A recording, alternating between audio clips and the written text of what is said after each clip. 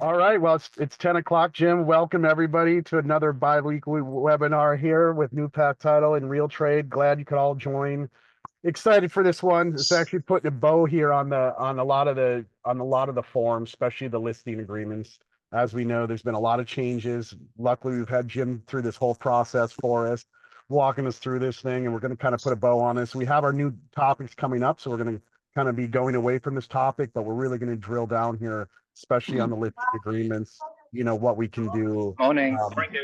Yeah, on what and we can do the here main moving thing forward. here is it's like there's a bunch of different ways people are practicing, and I think there's a clear-cut best practices way as to how agents can conduct themselves. And we're going to go over some stuff, like I always tell you guys. We're going to go over some stuff that's not necessarily comfortable for me or comfortable for you. And I'm always going to tell you this stuff. My goal is to bring you information you can't hear anyplace else. And doing research for this show, I saw more forms, like Ryan was said, this is a roundup. I found more forms that we could have more discussions on. The Florida Realtors have introduced more forms in the last couple months than they have in the last 10 years. Yeah, probably close to 10 years. Anyways, there's a lot of good stuff that we can go over. I don't want to harp on the stuff that you guys can find on the web. There's a million good YouTube videos. Joanna Watkins from the Florida Realtors has done a really great job of giving in-depth explanation on the forms, the listing forms and the offer forms, and the BBAs and all those good things. So my goal is to bring you stuff you can't hear anyplace else. There's no dumb questions. I'm 60. I've had the privilege of working in this space for the last million years. I fell off my dinosaur as a kid when I got started, but at this point, I like what I do in this part of my career better than anything I've done prior. I'm going to try to keep this to 45 minutes. I say that every week and it ends up being an hour. If we could keep it 30, I'd love that. If you could I have a on hard stop, Jim. Like I said, everybody at 11 o'clock, I got to walk into a closing. It got moved from yesterday to today, but yeah, closings get moved. I know. Come Imagine on. that. Right? That never happens. So yeah, no, excited for this topic, Jim. Let's put a bow on this. Get especially the listing agreements. I know we've had a lot of questions, so yeah, let's get into it. If you can turn on your cameras, it makes it great for me to see your feedback. We'll have question and answers at the end. I'm going to give you some time-saving tools. Ryan will give you some time-saving tools, and text me any future topics and put them in the chat. We'll try to get to them as we can. If we can keep the group organized, I don't mind questions coming up anytime during the show. All right, so what are we talking about today? We are talking about share. I want to show you guys a tool that I'm using before we get into it.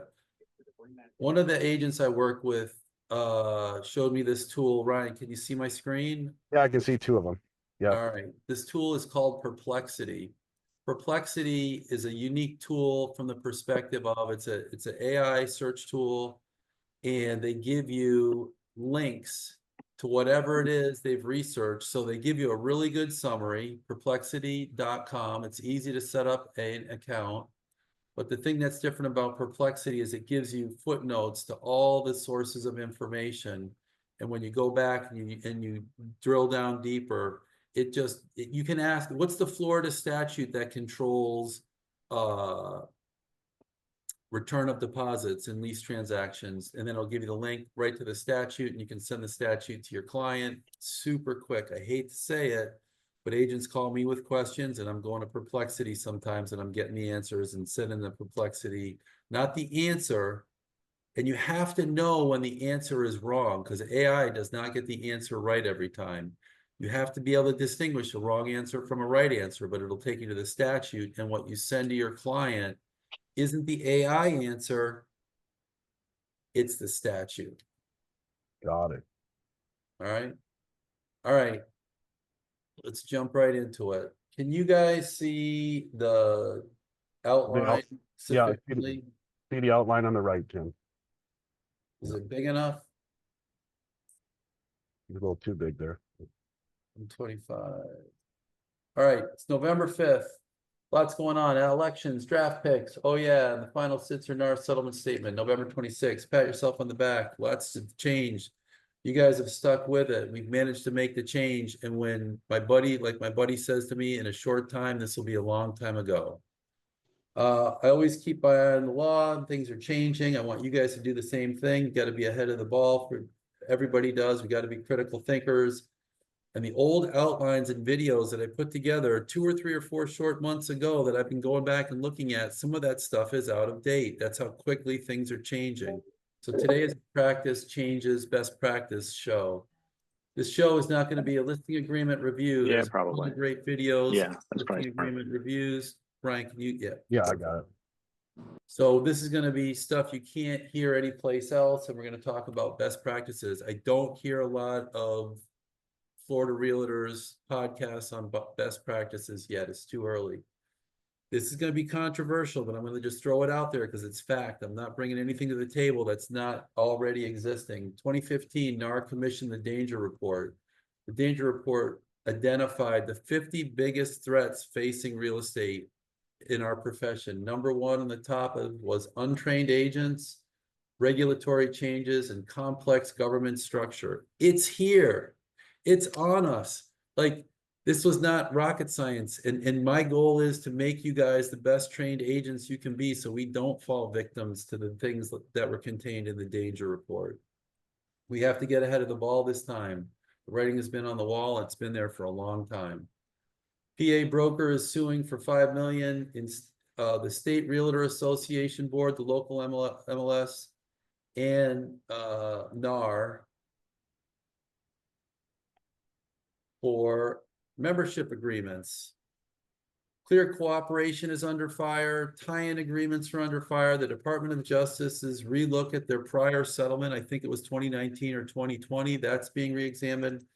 And the granddaddy commission lawsuit of all that nobody's talking about that I read is Moeller. This is going to dwarf Sitzer NAR. Full stop. Everybody's up in arms over Sitzer NAR. Moeller is going to dwarf Sitzer NAR. Is the Moeller on the buy side, right? That's what the. There's a whole bunch of elements in Moeller. I don't want to go into it because I don't want to say not enough because there's a whole lot of wrinkles there.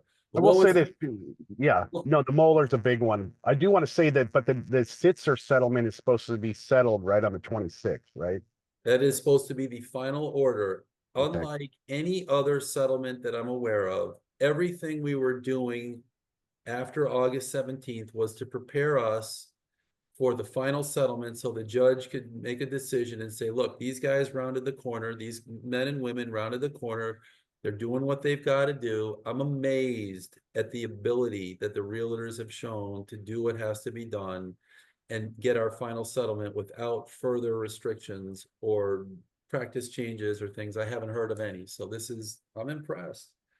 All right, Florida Realtors is doing their best. What are they doing their best to Wanted to do? let you To know keep that I you just compliant, emailed you the link for the and webinar. 'cause they're it just- doing their best to make money. What do I mean by that?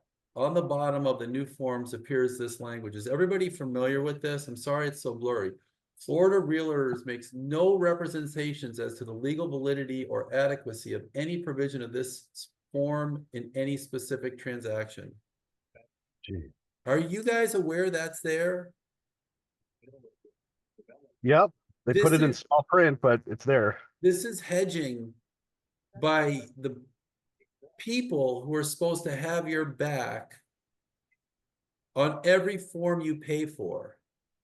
This will sound controversial, but the Florida Realtors are doing their best they can to stay compliant with the settlement rules and get fees from agents as long as possible. There are big changes in our in our regulatory and compliance and the associations that we are members of, and we need people that are behind us. And I won't tell you they're not behind us, but I will tell you that they are hedging. If Florida Realtors wanted to do the best job possible, they would eliminate uncoupling in their forms. They have not done this. Everybody's talking about uncoupling. We'll go into that more. But they may drive agents away and hurt fees if they did that. This is not comfortable to say, but not comfortable to read, but it's reality. So I want to talk about the seller's disclosure before we get into today's topic. We had a demand letter come in this week. It's relevant to today's topic because we're talking about listing agreements. What's that? Got it. Go ahead, Jim. Keep going. this is the theme that has come up over and over, and we're representing an agent threatened in a lawsuit by a local attorney. Seller's disclosures in the listing agreement in paragraph 7G. Not many people know about this. So in the listing agreement, paragraph 7G,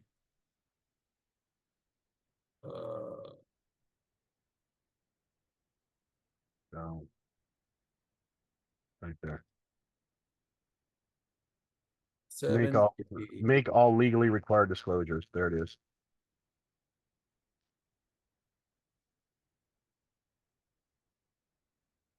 So here's the test. It's spelled out better in the contract. We'll go over it in a second, but it's spelled out in the listing agreement. So in the listing agreement, the seller is under the obligation, and we'll go Into over the what, world, he spoke.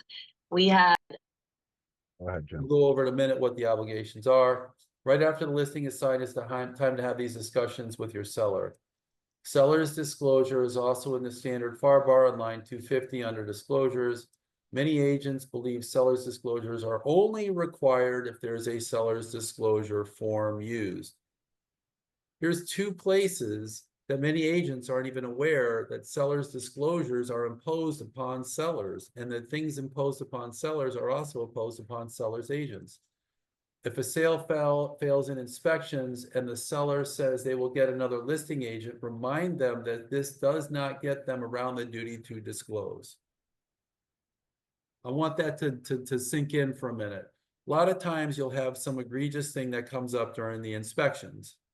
And I've heard from many sellers tell me, well, I'm just going to go get another seller's agent.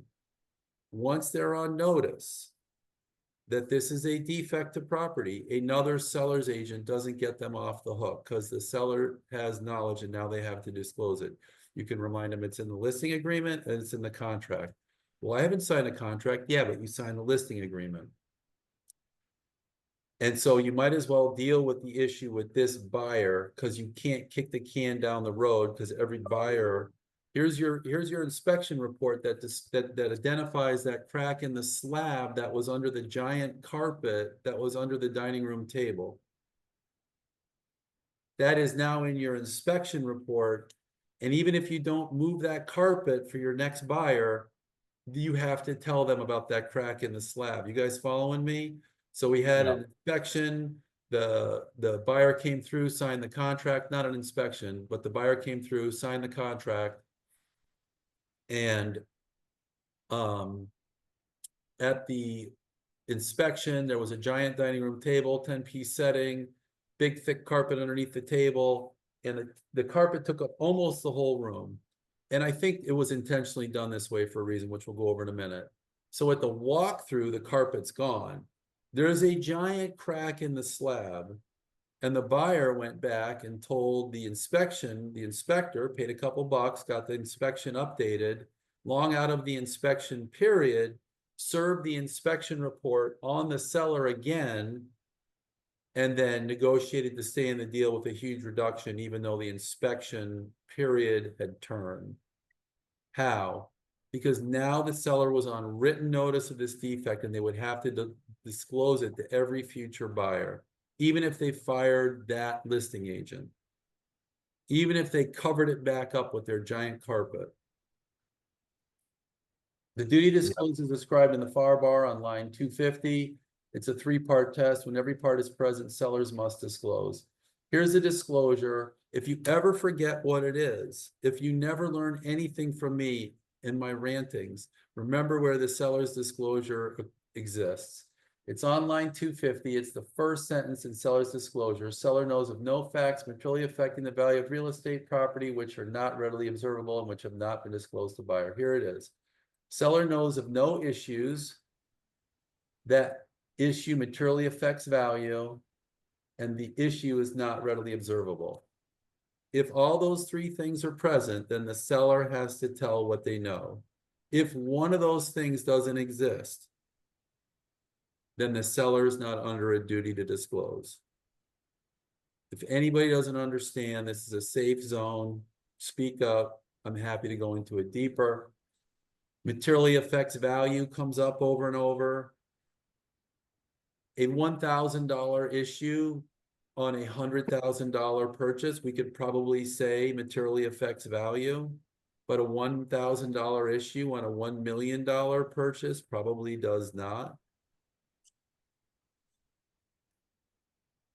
Readily observable comes up a lot. That's the topic of the demand letter that the realtor just got served in, readily observable, and the attorney for the buyer who's making the claim called me last night, and I explained a few elements of the rule. They're a general litigator and they immediately backed down. Readily observable means in an ordinary inspection, you wouldn't discover these defects. An ordinary inspection does not include destructive testing, does not include moving all the furniture, does not include moving all the carpets, does not include trying to get into crawl spaces or attics that are not easily accessible. It also does not include conveying knowledge of things that a buyer doing an ordinary level of buyer's due diligence would do. So for example, if you're buying a condo and you are concerned that your view might be cut off, it's not unordinary for the buyer to look around and see that there's a bunch of empty lots around their condo, see that there's a bunch of coming soon signs advertising buildings, seeing cranes in the sky erecting new condominiums in close proximity, and talk to the local building official, which is your planner on call, who should be your best friend if you're working in urban environments, the planner on call for the city of West Palm Beach. Make a 2-second call, set up an appointment, and say, hey, what's coming out of the ground, what's permitted around the proximity of this one location that my client wants to buy. That is an ordinary level of due diligence. Even if you didn't make the call, however, it's an empty lot next to a condo in an urban environment with lots of construction. The buyer is on notice without you saying anything. You are not under a duty as an agent to tell them, hey, there's a property coming out of the ground that can cut off your view. Especially if your building has intentionally no windows on one side of it, so an adjacent construction can go up in close proximity. This whole building has one whole wall that faces west, and there are no windows on the wall. All the utilities are there because it was expected 10 years ago when the building went up that a building would be built in close proximity. Did I beat that horse to death enough, Ryan? No, that's good, Jim. That's good. And if you forget the test, it's in the contract and it's in the listing agreement. It's just a little more obscure in the listing agreement, so you can look at the test anytime you want to check yourself. But when you're having the listing right after you get it signed, you may want to ask that question. You may want to have that conversation. Set expectations early. All right, 2 terms I'm going to continue to hammer: privity and uncoupling. I'm going to get into the big topic in a second. I want to go over this one more time though. Privity is the concept. These are the discussions that the attorneys are having at a high level at Sitzer NAR. Legal benefits, duties, and obligations do not flow to parties who did not sign the agreement. And uncoupling. Parties only pay agents, agents never pay agents. Compensation agreements are necessary, right? These are the agreements signed between parties and agents as to who's getting paid.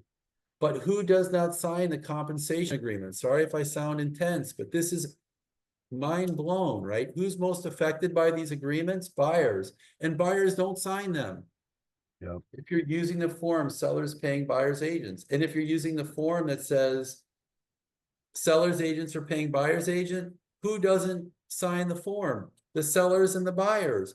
Who was at the center of this lawsuit? It was a bunch of sellers and buyers sitting in the plaintiff's box and sitting in the jury box that said, we didn't understand compensation. And now you're going to have these agreements that affect the parties that aren't signatories to the agreements. Yep. Well, we'll cover this more in depth here shortly, but yeah. Yeah. Who is most affected by the change in any compensation agreement? They never sign them. Buyers. I recommend you always use a seller to buyers agent compensation structure. And when everything's signed and you're still in the inspection period, make those disclosures to the parties. Send them a copy of the signed agreement. We talked about it last week. We've seen agreements that had the compensation structures changed that materially affected the buyer's cash to close, and the buyer was not aware of it. Words matter. Choose your forms carefully. This is something I discovered this morning researching with one of our people at the title, Christian and I at our office. Look at the words that they used in the MLS. It says in this, can you see my cursor, Ryan? Yes, I can see it. It says seller concessions, yes or no? Seller concessions. Does it say seller side concessions? Does it say seller's agent concessions? It says seller concessions. Yep. And I have not heard this from anybody else, and I'm not telling you I'm unique or magic or mystical. I'm just telling you we have to be critical thinkers. And the form says seller's concession. It doesn't say seller's agent concession or seller side concessions. It specifically says seller concessions. I'm sure I'm not making friends here if there's any regulators watching. Here's how you here's how you handle these transactions efficiently. Main topic, listing agreement drafting best practices. I should make this qualification. In my opinion. Uncoupling is coming. Here's how to operate more efficiently, save time, and avoid potential future liability. Start your deals when you are offering or listing with the seller paying buyer's agent structure. Whether you're on the buy side or the sell side, always be thinking about sellers paying buyer's agents. What does it say in the listing agreement form? Seller concessions, sorry. If you have to adjust, but start all your deals with compensation between parties and agents, not agents and agents. Some agents and some parties are going to demand that, and some brokers are going to demand that sellers' agents pay buyers' agents. Make sure you make those disclosures and do what you have to do to get the deal done. But I'm just saying, if you can control it, don't make it a hill to die on, but this is your best practice. If anybody has a question, just let me know. So here's... We're getting to the meat of this, I think, and obviously we'll be covering it, but there's, we're going to go over the listing agreement, right, Jim, so they can see it clearly. Yeah. And what to elect. Okay. All right. Yeah. So here's the listing agreement. I'm not going to go into the earlier parts of it, but the meat of the listing agreement appears. We'll go to the top so they can see which one you elected, Jim, so we can see exactly. I like the transaction, the majority of all transactions are constructed on what's called the transaction broker agreement. And if you try to explain to me the difference between agencies, I'm happy to listen. I just heard the Florida Realtor's attorney describe it this morning. And if I was a buyer or a seller, I wouldn't have understand what she said. I'm not trying to sound critical. I just don't. And I hear other attorneys from other states try to explain agency. And there's no way a buyer or a seller that does this once in a while will understand it. So here's the form. You put the parties in up here. You put the address in over here. Occupancy. We're going to go into this more in depth in a minute. There's a ton of great forms. I don't want to spend a ton of time on how to complete the form. There's a ton of great videos on it on YouTube. Joanna Watkins, just Google Florida Association of Realtors listing agreement, and she'll come up and she gives an hour dissertation on how to fill out this form technically. That's not my goal for this, but I want you to focus on occupancy because we're going to come back to that in a minute. Price and terms. This is percentages and dollar values. Focus on 3C. We're going to come back to that in a minute. Lots of great contentious discussions over 3C between me and agents, but we'll come back to that in a minute. There's the obligations. There's the clear cooperation rule discussed right here. Everybody know what anybody that doesn't know what clear cooperation is, just raise your hand. Clear cooperation is a rule that it has to go in the MLS within 1 day of being advertised. There's an exception to clear cooperation, but you can only, under the listing agreement, advertise the property to people in your office if you do not put it on the MLS. Were you aware of that, Ryan? I was not. Going through this thing carefully, Yeah, I know. I mean, the MLS is in NAR getting sued on this exact reason here. about forced participation as well, you know, saying we have to put the listings into the MLS within one. But did you know that this section B, seller understands and acknowledges that if buyer chooses to not put it on the MLS, they only can advertise it to agents in their office? I mean, I've read this form 24 times recently, and I didn't even realize that was in there. I mean, that doesn't make sense. Seller understands and acknowledges that if seller checks option 6BI, broker will be limited to marketing the property only to agents within the broker's office. I mean, this is what my next thought would be, Jim. All right, I can give it to an agent in my office, and then that agent can post it on their Instagram or their Facebook. You know what I mean? Like, okay, fine. Only I can't post it, but the next person can post it. I'd have to sit and think about that. That's the danger of live shows. Somebody comes up with something and you don't have a rule prepared to either support or refute what they've said, but yeah. Yeah, but Tajay, you have to have authorization from that agent to begin with, so it's going to kind of trickle back. Oh, that's true. Although stuff is, yeah, right. Wow. Good point. I'm just going through the high points. If you guys want, I can put Joanna Watkins' video in my outline and you can watch her video. It's an hour long. She does a great job. It's just a lot of words. There's the obligations, legally. Okay, so here's what we talked about, 7G. The seller is obligated to make all legally required disclosures, including all facts. Here comes the test, Johnson v. Davis, seller's disclosure. Have these discussions at your listing. All facts that materially affect the property's value are not readily observable or known by the buyer, and the seller has knowledge of. Seller certifies and represents that seller knows of no such material facts and unobservable defects. So that's the stuff you want to talk about at the listing. I would take 2 seconds and just pause on that and remind them they're going to be signing the same statement when they sign the contract. Sellers call me all the time and they say, hey, do I have to say this? And I tell them, yeah. Well, that's going to hurt the value. And I say, well, then you can sign it knowing that you violated the terms of a contract and withhold it.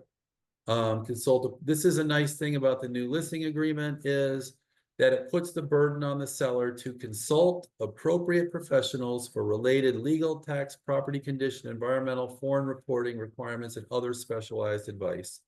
So I get calls from agents all the time and they want me to explain the 1031 exceptions and the corner cases and things like that. 1031 is a body of law. Everybody knows what that is, like-kind exchanges. A ton of nuances in 1031. The listing agreement is nice because it says if you have specialized knowledge, specialized questions, you're going to seek those people with specialized knowledge. That's your duty as a seller, and the listing agreement puts that in there, memorializes it. There's the compensation sections in here. It's pretty straightforward. I want to say about the compensation sections, there are different listing forms. Make sure you're using the transaction broker form. Why? The exclusive. At the very top, you're going to see it has the word exclusive, right to sell. That means anytime a sale occurs, you get paid. If you're not using the exclusive form and a sale occurs and the seller initiated the sale with their best friend or their person in their church or whoever, you're not going to get paid. So you want to use the exclusive form. Retain deposits. And does it say transaction form at the bottom, right, Jim? Did we scroll down to where does it say? There's a bunch of nomenclatures. See this ERS 20TB? Yeah. That says it's the transaction broker form. Okay, just scroll down because I thought it said further down too. No. No, not that I'm aware of. I mean, there's a section in here that talk about duties. No, The exclusive right broker- transaction broker form is the one I use. I thought it It says made right here on line 154, brokerage There it is. relationship. Broker Yep. will act as a transaction broker. Yeah. It's like the BBAs, they bury all this stuff and No. they don't make it easy. All right, so 8A, listen. All right, now here we're going to start getting into the meat of what we're talking about. Here in 8 is where you're talking about the compensation values that the seller is going to go out of pocket. Section 9 is an incredibly confusing disclosure we're going to go over in a minute, but section 10 is where you talk about the split. So here's the focus of today, 8 and 10. Yes. And I'm going to introduce some language to put in additional terms. I gave you some language a couple months ago. That language has since been refined, and I call people like Gia, and we bat this stuff around for hours, literally meet with the staff, bat it around for multiple hours, literally try to get this stuff refined and hear about what's going on in the real world of practice so I can give you guys the breadth of my experience. So when you're drafting your listing agreements in section 8A, put a splittable commission. Let's just use, for example, 6%. If you listen to Joanna Watkins, she's going to talk about fruit. For some reason, the Florida Association of Realtors is not going to say the word commissions. They're always going to talk about fruit, or they're going to talk about something other in the abstract. So here in 8A, you want to put this is my opinion, best practices, a nice big number that you're willing to split here. If your seller is willing to pay buyer's agent compensation. So here you're going to put a percentage. B of this is for an option, and then C is for a lease. Can you guys see the little print? Yep. Can I blow it up a little bit? Is that better? There you go. It's a little better. So this is where you're talking about the purchase and sale, and that's the focal point of what we're talking about today. In section 10B, elect the provision. In section 10, elect B, elect the provision and have the seller paying the buyer's agent. So here in 10B, you're going to make 10, you're going to make a B election. Seller authorizes broker to offer compensate. Seller authorizes broker. Yeah, from seller. Yeah, 10B. Seller authorizes broker to make compensation to buyer's broker from seller in the amount of blank. So here's the key word right here, from seller.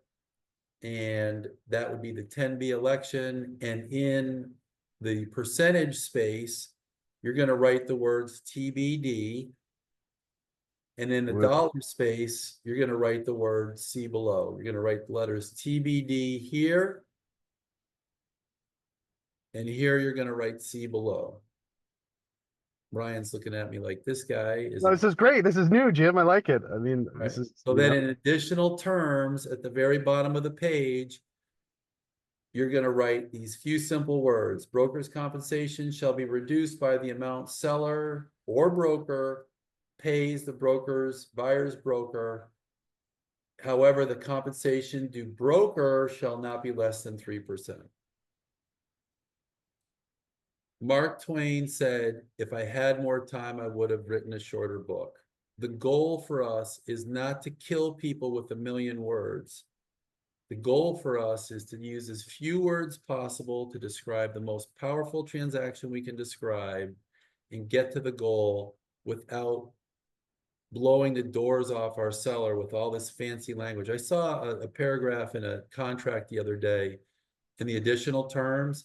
Every line of that paragraph was taken up with their rhetoric, and it was so hard to read and so hard to understand, and it conflicted on itself.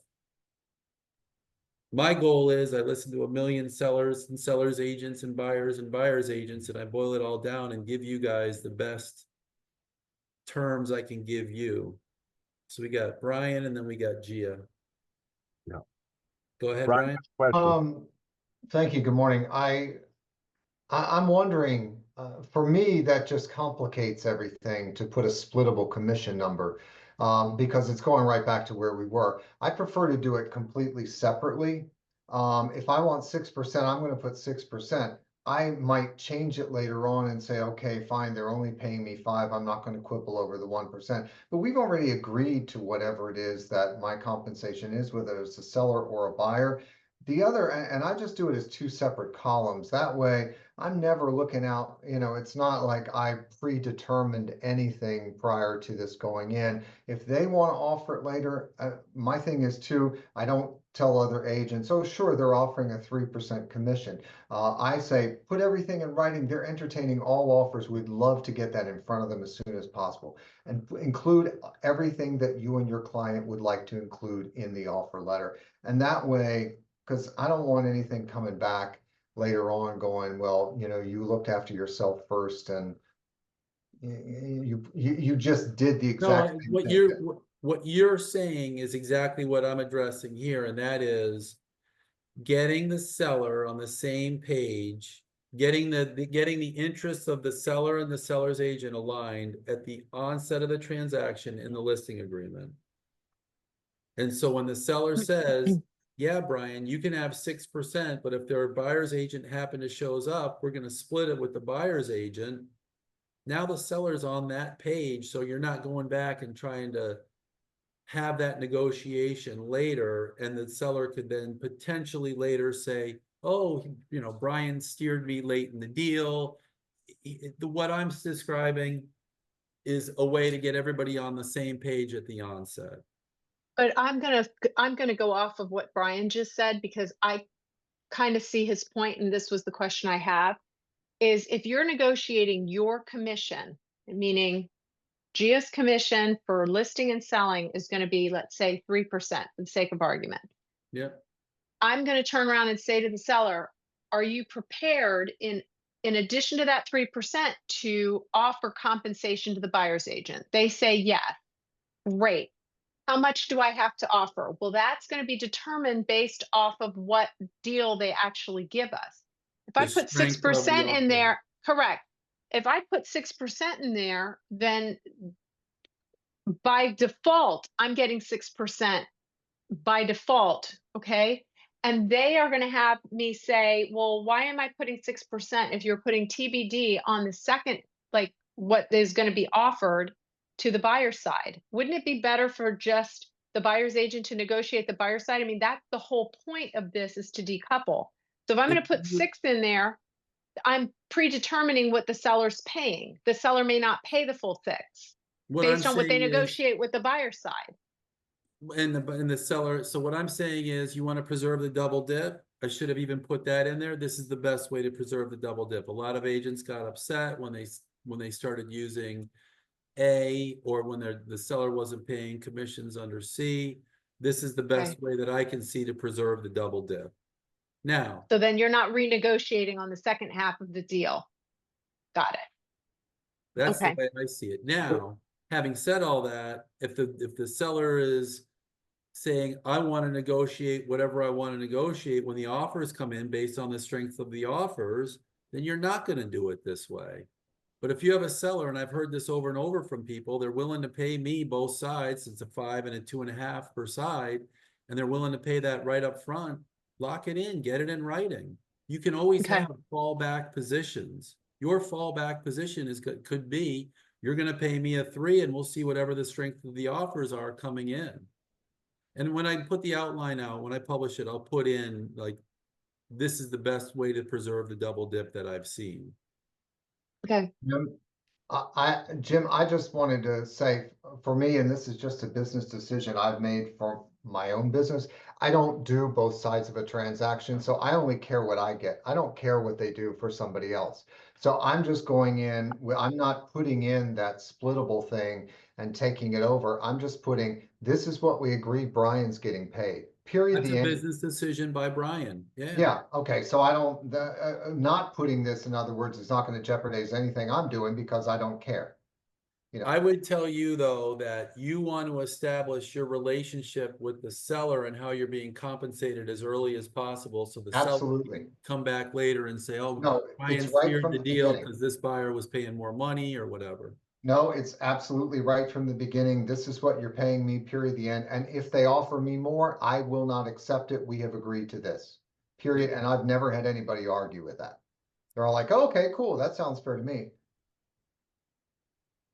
Before you use this, get your broker's authorization.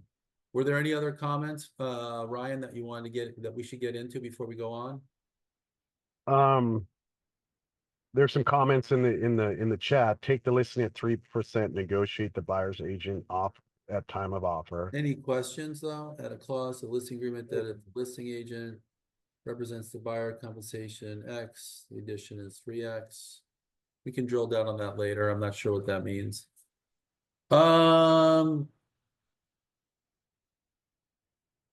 Let's get down to the 10C now. Yep. There we go. Pay attention to if the seller elects 10C, no commission, have an attorney in your hip pocket. I'm hearing from agents that are working their butts off on both sides and are not getting paid on the buy side.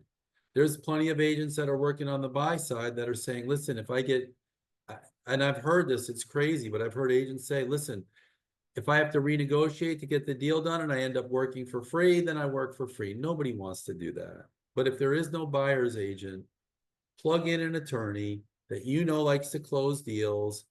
I can think of a ton of them. We love to get deals closed. We're not looking to, some attorneys like to just justify their position by, pumping their chest and making everybody bend over. That's not what we do here. And there's plenty of great attorneys in Palm Beach County that want to see the deal get to the closing. Nobody likes to pay a fee to an attorney on a deal that doesn't close.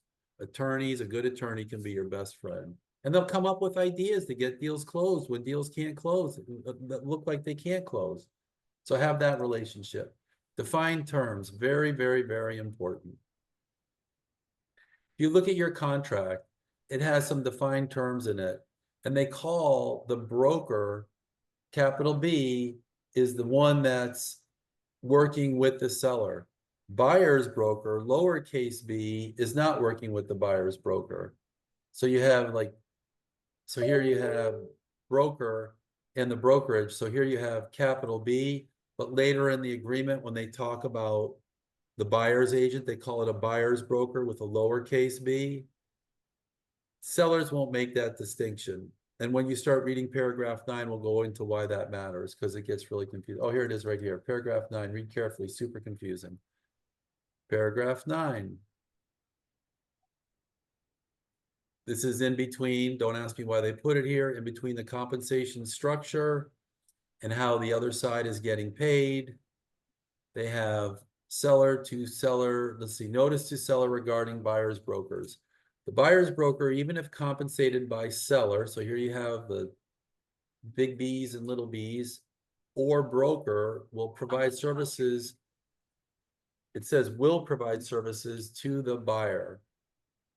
Seller is advised and is aware that seller may, but is not required to compensate a buyer's broker upon closing.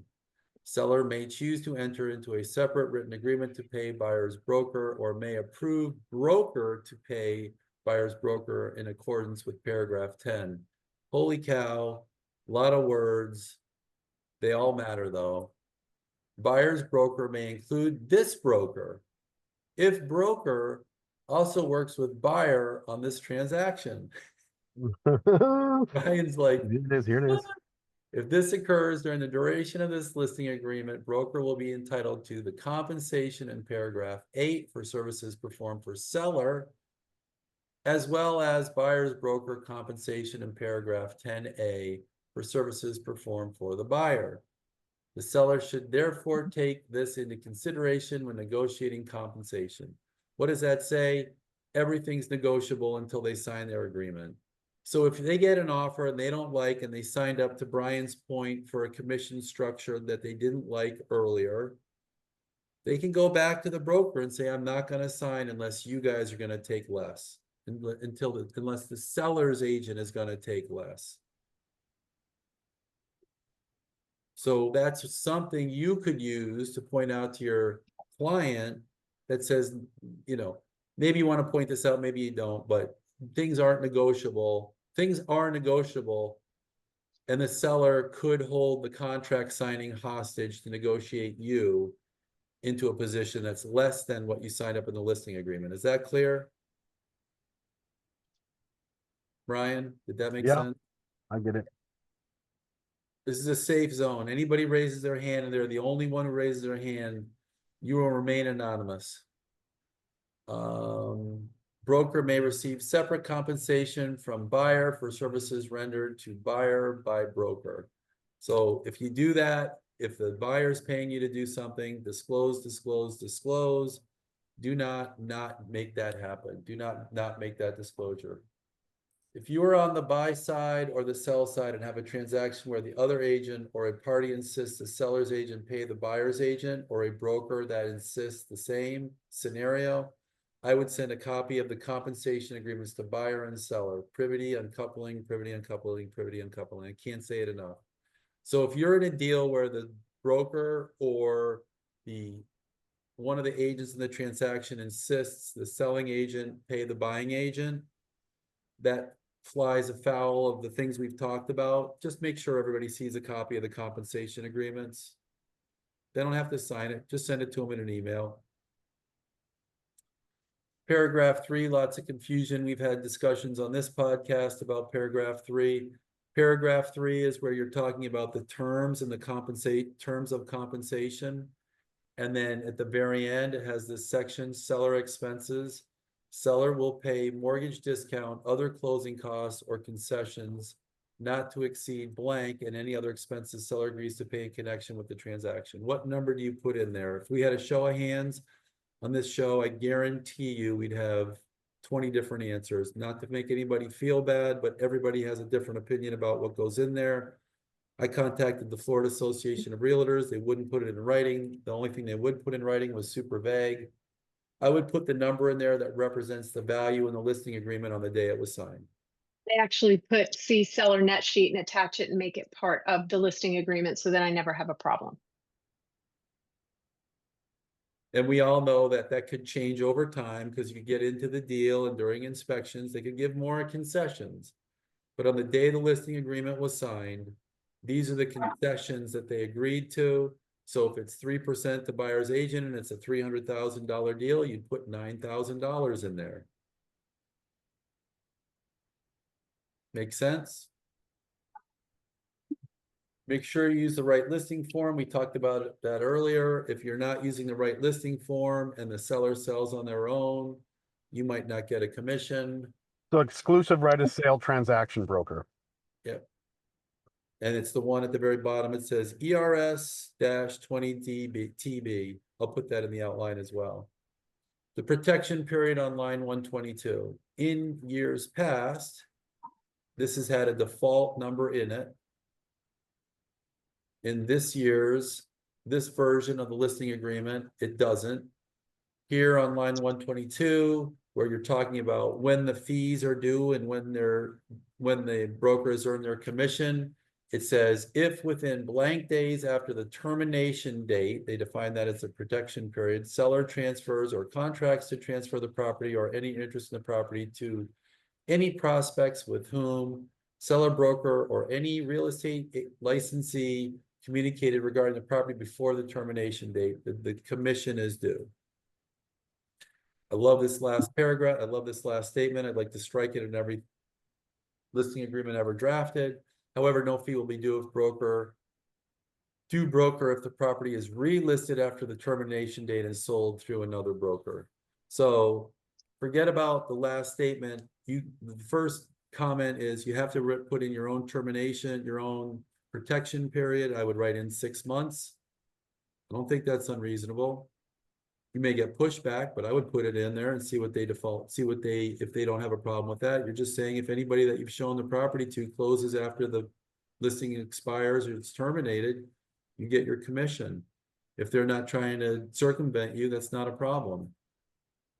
Does that make sense? Yeah. Now, this last section, however, no fee will be due broker if the property is relisted after the termination date and sold through another broker. This happened to a couple of agents that are on this podcast today. They terminated the agreement. The seller and the agent terminated the agreement. The seller signed up for a flat fee agreement for $100 and sold to one of the sellers that had been shown the property from the broker during the period of the listing agreement, and no fee was due to the broker during the listing agreement. Wow. I wonder if the flat fee broker offered was offering, I No, guess. the flat fee broker, so in the facts that I'm describing to you, The listing agreement was for whatever it was, 6 months, month 2 or 3. The broker showed the property to Bob. Bob toured the property a couple times. They insisted they had to cancel the agreement for family health reasons. They canceled the agreement on Monday. On Tuesday, they signed up with flatfee.com. Bob closed on the property a couple weeks later, and no commission was due to the listing agent. The commission was due to flatfee.com. What do they pay the buyer's agent the same? Was there a buyer's agent on that side?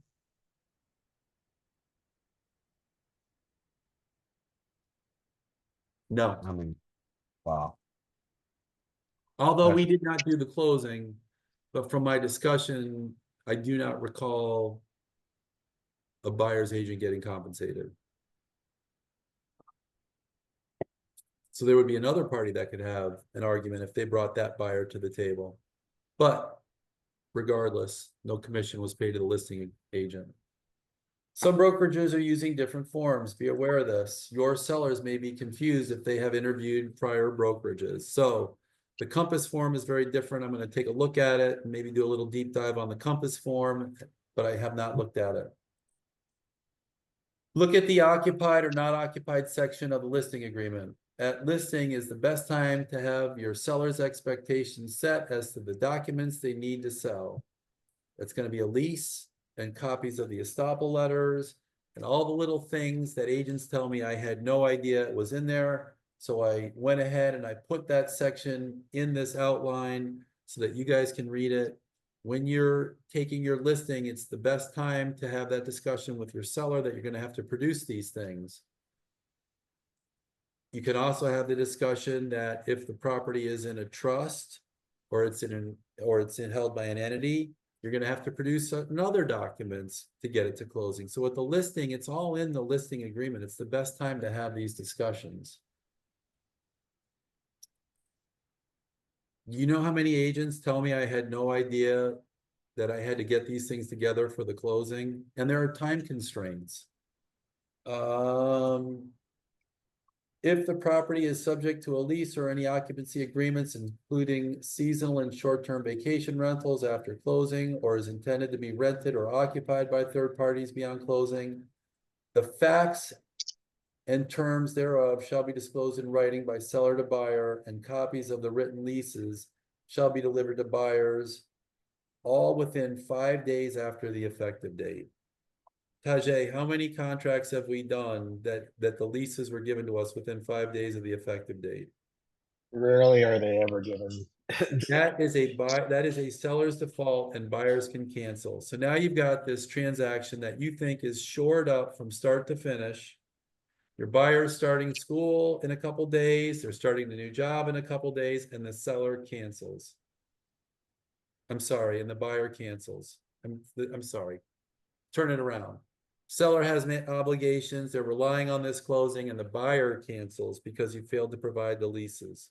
So now the seller's kids are starting a new school, the sellers are starting a new job in a new house. They have a contingent sale where they need the proceeds of this sale to fund the new purchase, and they failed to provide the leases. The seller failed to provide, so now the buyers cancel, and the seller is up that creek.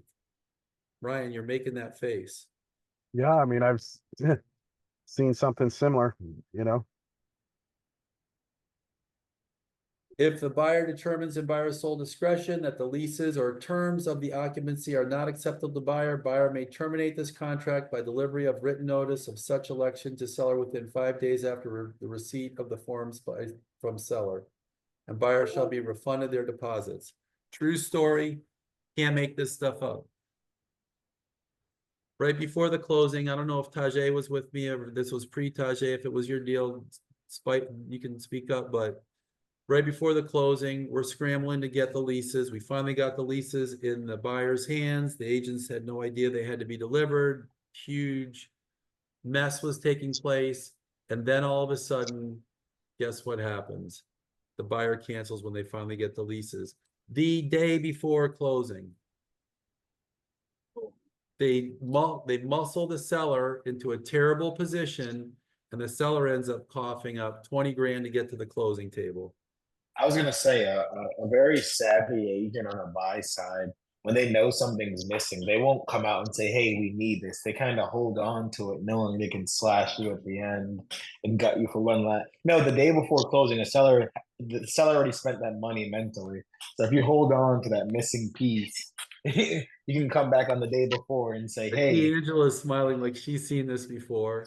I mean, exactly what he's talking about. People are getting smart and they're playing us. They're playing each other. They're playing their agents. Buyers and sellers are watching YouTube videos that tell you how to escape commissions. There's a YouTube video about the protection period. Cancel your contract, get a flat fee agent, and never pay a listing. Have your listing agent do all the marketing and never pay a commission. It's on YouTube. I'm sure it's on social media. It's just happening. And what Tajay is talking about, keep your cards close to your chest. Throw them down on the table at the last minute. If your seller has a simultaneous closing and you're an unscrupulous buyer, or you have a buyer's attorney that's pretty unscrupulous, use that stuff at the last minute to get your way. It's terrible. We have to self-police. Broker websites. Here's some areas of the law that aren't yet settled. What are we on? 1055. All right, bringing this thing in for a landing. Make sure your websites, if it talks about offers of compensation, only references compensation offers on properties you have listed. There are tons of violators of this. You have to make sure if you're talking about offers of compensation, you don't have other listings on your site and you're only talking about offers of compensation on your sites. Here's another one that's a big one. Don't make blanket offers of compensation on your websites. Like, this brokerage pays buyer commissions. There's a bunch of agents, there's a bunch of brokerages in Florida that are doing this now. I hope they're hearing my voice. I only learned of this morning preparing for this podcast. And it was on an obscure discussion between Florida Realtors Association, Florida Realtors, attorney, and some other agents where they were just having a Q&A. Don't make blanket offers of compensation. All right, bonus. If you like the way we work and you want to get my tutelage and Tajay and then on your side when you're doing a deal and you're representing the buyer, in paragraph 20, write the closing agent is New Path Title. And on the title section, if you're representing the buyer, leave title paid for by seller. And then you can get Title Leap and you can get all our tools and we can be your closing agent. It won't offset any sales. You don't want to lose a sale over it. But if you like the way we work and you want to work with us, we'd love to work with you. That's the best way to not pay. You're on the buy side. You don't pay the commission. You don't pay the title fees. And now you control the title. The party that chooses title is not by law, it's by custom. We'd love to be your title agent. All right, Awesome. bring this bird in. Jim, let me bring this in for a landing. Thank you everybody for attending. You know, we love doing this. I love doing this. You know, I've been a real estate agent for 20 years. As a lot of you know, I also own RealTrade, which is online marketplace and social media platform for real estate. You can get leads directly off your listing. We are way ahead of the future on that. And obviously you can get connected on the social side with awesome service providers like Jim here presenting, and of course Jeff as well. Jeff Stewart's on the call as well. He's a great lender on the platform. But we love doing this. You know, we love learning from each other. This has been a very difficult, as Jim said, beginning this 30 years. You know, I've been doing this for 26. This has been the biggest change, obviously, in my real estate career. And we've had Jim here to shepherd us through this, Jim. It's been pretty awesome. 40 years. I know. Incredible. 40. So, but I got to jump, guys. I got a closing.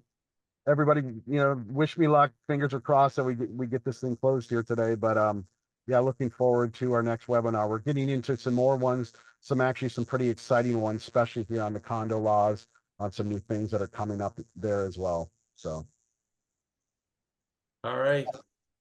And if you awesome, guys need 24/7 attorney support, even if I'm not your title agent, you can go to newpathtitle.com if I can type. NEWPATHCITLE.com. You can click on 24/7 attorney support. And you can get my advice, whether I'm their closing agent or not. I'm happy to. You can get title advance, Title Advance is a tool we offer agents so you can scrub title before you make your offer, or if you're getting your listing so you can walk into your listing. All you got to do is click on Free Title Advance. If you have a problem transaction and you want to get a title report, you can actually go and you can actually get a title report in Title Advance. You can order a title commitment. You pay for it, we'll pay you back at the closing. Then you'll know exactly what our roadmap to closing looks like. And you can be way ahead of the ball and you'll get paid back at the closing for the cost of that. It's usually, what is it, 120 bucks, 150 bucks. No, 175. 175. And what else do we got? Oh, hard money loans. So we do hard money loans. TO Capital. All right, Jim, I got to jump off, guys. All right, till the next one. Yeah. Appreciate it. All right, thanks. Creative Finance. Tajay is the master of creative finance. I will tell you, his business acumen is second to none. And if you need you want to call him up about any kind of creative finance scenarios you see.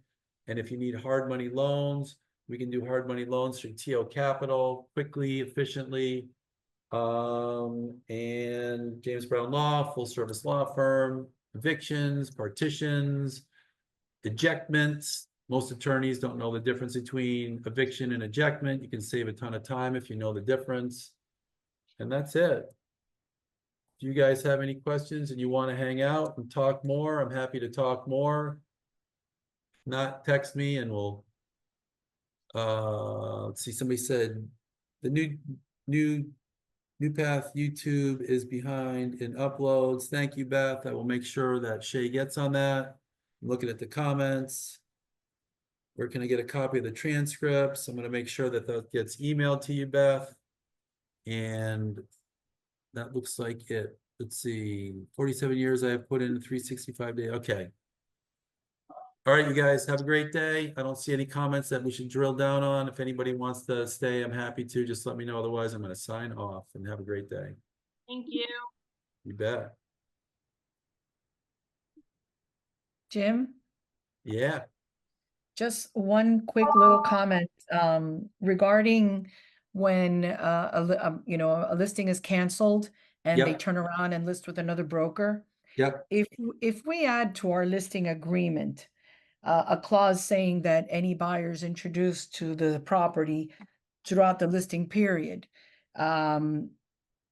if the listing is canceled and we keep a list that we create like a buyer exclusion list from any other broker, wouldn't that protect us? It's already in. Yes, you want to have a list of the people that you use, but that language is already in the agreement for the most part. Well, no, because if they relist with another broker, no compensation is due. Oh, I see what you're saying. Get them to agree to a list. Let's see, I'm trying to Get them to agree at the time of listing, and if they cancel that, and even after like that protection period, it's already there. But if they cancel the listing and relist, well, guess what? In order to cancel, I'm going to add a clause that says, but any buyer that I introduced you to, we're owed compensation, even if you relist with another broker. There's nothing that can stop us from doing that, right? That's a great idea. No, that's a great, I'm being legit and sincere. That's a great idea. I think I got rid of it already. Let's see. I think they do that in California because I've seen that, from the shows, the millionaire listing shows, where they switched brokerages, but they're like, haha, but that buyer was with us, so they owe us a commission. So I was like, why don't we do that? Well, that's a best practices statement that we should bring up in a future show. And that's the value of doing these things together. This is called last minute hot tips. Last minute hot tips. We'll have to tips from the street. Let's see, what were we talking about? We were talking about the protection period. And the protection period was in line 122. So you're saying, in addition to this, and I love it because actually I have heard of this, and we were talking about this when that one agent got screwed out of their commission. At the breakup, say, if these guys ever close with you, I get a commission. Love it. And you give them a list and everybody signs it. And that's part of the cancellation agreement. Correct. And it stipulates a commission. Correct. If not, we don't cancel. Sorry, you want out of your contract? You've got to exclude these buyers, or we can't cancel. Australia, there's always a big discussion between agents about how much uphill. So for example, they want to give their clients, and I don't say for a minute agents should work for free, but I got a call, I got my very first call from an agent the other day, and did you know that under the BBA, it's actually under the BBA and the showing agreement, if the buyer cancels during the inspection period, the buyer's agent is still due a commission. I saw that and I don't agree with it, and I cross it out. And I usually add a clause saying on the buyer's agreement that the compensation is due only upon successful closing. At a closing, capital C, defined term. Yep, I would agree. I do that. You're aware, most agents aren't. And so this agent called me, and they had been put through the mill on this buyer's agent. And apparently they learned of facts that the buyer's agent had every intention of canceling. And there was some kind of grudge going on somewhere that had nothing to do with the buyer's agent, but the buyer's agent had worked their butt off, and they said, hey, can I get my commission? How would we do it? I think it would be a small claims action. Certainly if it's 9,000 or under, it'd be a small claims action. I can't think of why a court in small claims wouldn't hear it. Small claims typically doesn't have attorneys, but certainly a lot of these commissions are going to be well north of $9,000. So then they'd be county court actions. But the point is, how much friction do you want to give your client? That buyer was probably never going to buy again, and so they wanted to put the wood to the buyer and get their commission. But Right. I admire. Not my business practice, but Yeah. You might change I'm not saying you would, but you might change if you had a buyer that burned your calories knowing they were going to end up canceling, which is what this agent learned later, but that's a whole nother. Yeah. yeah. I definitely believe in good transactions and good energy. And my wife brought this to my attention the other day. I entered into some bad transactions, and I said, it's going to take a couple years for the lawsuit. And what's our maximum upside? 50 grand, 100 grand. And she's like, let it go. Yeah. We're going to what I've spend thought 30 of- grand in attorney's fees to get that 40, 50 to 100, and a lot of heartache. Yeah. I've sometimes, just thought briefly about maybe doing a scaled agreement to prevent that. So, for buyers, hey, 1 to 10 properties viewed, I'm gonna this much, then another scale, and then just to help, avoid those people that want to make you work and then turn around and not use you. I mean, and even or contingency. I mean, I don't know. There's just so many things we could do. But I have tossed that idea around to prevent that. But Well, you you're a just have to critical be, thinker. You spend time to think through the transaction from multiple perspectives. And I'm not saying all agents don't do that, but you're taking the time to put it in action. I have a lot of times I'm laying in bed and I think about a transaction and I say, oh, I got to put that in our mortgage or standard mortgage form, or I got to put this in an outline. And I just don't do it because there's so many thousands of things that we could be doing. But, this is the time that we really have to be critical thinkers. We have to embrace change, and we have to do exactly the stuff you're talking. We have to do stuff that's uncomfortable. Yeah. Yeah. I think the most uncomfortable thing about all this is when when your buyer's down, although I just resolved it, but when your buyer's down to the wire and they're trying to negotiate, and my commission is was causing a problem, and it might be like 1% or 0.5%, let's just add it to the price. It's not going to kill the deal if you add even 2%, but even 0.5%, you add to the price, done, everybody's happy, but it's just that it does put us in an awkward position because we're kind of negotiating against our buyer at the time that the offer is coming down to the wire as to the final price. Anybody can tell you anything they want about transparency. Only one person at the closing table cuts a check. I know. And anybody can say, oh, but it's transparent and it's negotiable. Only one person cuts a check. Only one person is potentially going to get hurt you know, through all these additional transactions. Is it a lot more work for sellers? Yeah, and they're a little bit more in control, but there's only one person getting hurt in these things, and that's buyers. And especially at lower price points. Mhm. Savvy agents, savvy buyers know how to make offers that know how to hurt agents. The videos and the social media is out there, and it's only going to grow in volume, and they know how they're learning how to structure deals and hurt agents. I saw a little bit of this stuff pre-COVID. There was some buyers agents that were, it was right early in COVID, that were taking some pretty unscrupulous tactics to muscle out buyers agents, selling agents to muscle out buyers agents and capitalize on double dips because of the nature of the listing agreement they had with their sellers. You know, we've all seen those deals where you're the buyer's agent and the selling agent just doesn't answer the phone. And so what happens? Buyer gets frustrated and the buyer calls the selling agent directly. Yeah. Those selling agents exist. They don't answer the phone if it's a buyer's agent calling, especially in Gold Coast. For whatever reason, I get agents calling me and they say this selling agent, when the buyer's agent calls, they will not answer the phone. Yeah, especially if you're from out of the area. Yeah, Oh, yeah. these are primarily exactly what you said. Palm Beach County buyer's agents calling selling agents in Gold Coast. Hmm. Hey, Jim, can I ask you a real quick question while we're all still here? As Yeah. we're talking about compensation, and we were talking about doing both sides of the deal. If we're not going to be doing both sides of the deal, what's the recommendation on how to write the 8A and the 10B? Are we still putting splittable options in case, you know, depending on how the seller wants to give out the compensation to buyer's agent? Well, some sellers agents are just saying, I don't want to pay anything. And so that's going to be a 10C election.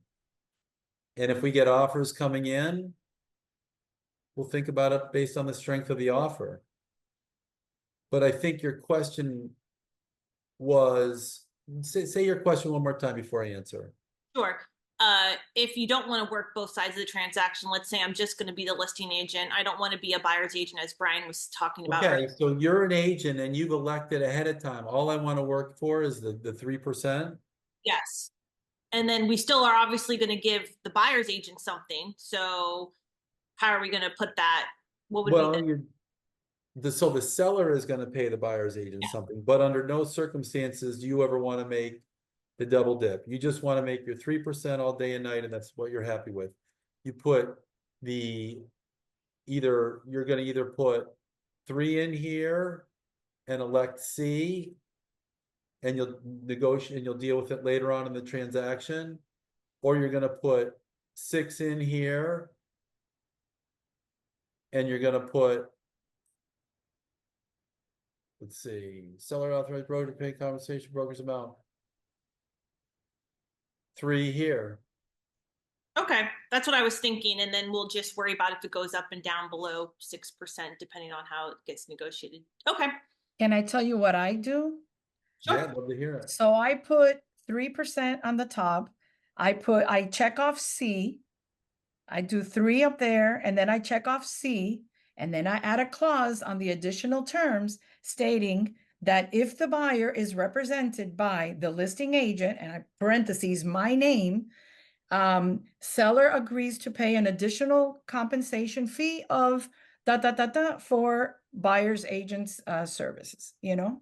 And that way the seller has already agreed to what I'm going to get if I represent the buyer, and the seller agreed to 3 and negotiate whatever another buyer's agent comes with. If you That end way up, I'm protected and they're protected and they're So what negotiating. exactly is the language that you put in additional terms? What is the language you're saying? Yep. You're asking? So I Yeah. put seller agrees that if the buyer is represented by Estrella Martin, the listing agent, seller agrees to pay an additional compensation fee or buyer's agent compensation fee of this percent to the listing broker, to the listing brokerage. That's it. Simple. Yeah, and I would just go one step further, and instead of naming your name, you could just use capital B for broker as the defined term. So The Well, only that's the I- thing though, because if a buyer's agent it's another agent in my office, they're gonna want because I might have taken a lesser fee, which is what I've done. I've told my broker, hey, look, if a buyer comes, I'll take 1.5% or 2%, and I'll represent them and I'll get the deal done. And if another agent comes, whether it be from my office or some other office, it's open game. And this way, the seller, feels like, oh, she's giving me a deal, she's giving me a discount, and the other ones are still negotiable. So what do you think?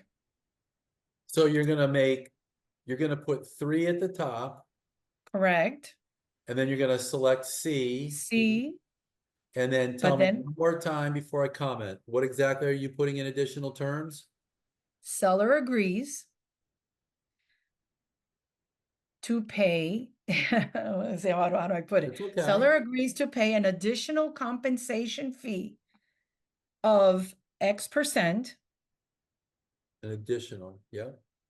to, and I just put the name of the brokerage, or because now, Australia. to Estrella Martin or to Newfront International Realty or whatever, Yeah. as a buyer's agent compensation.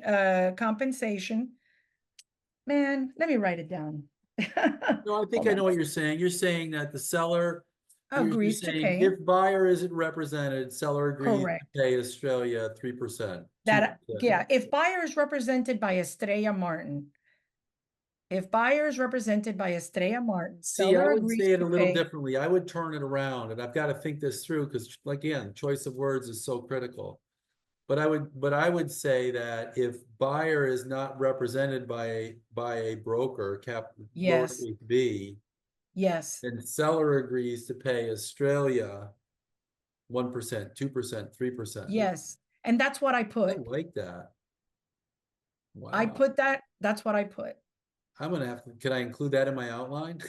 Of course. We're all here to learn and help each other. I think I might even like that more have, than mine, but I gotta give it a lot of thought. And what if they want to work with a buyer's agent and you've elected 10C? That's okay. It's negotiable.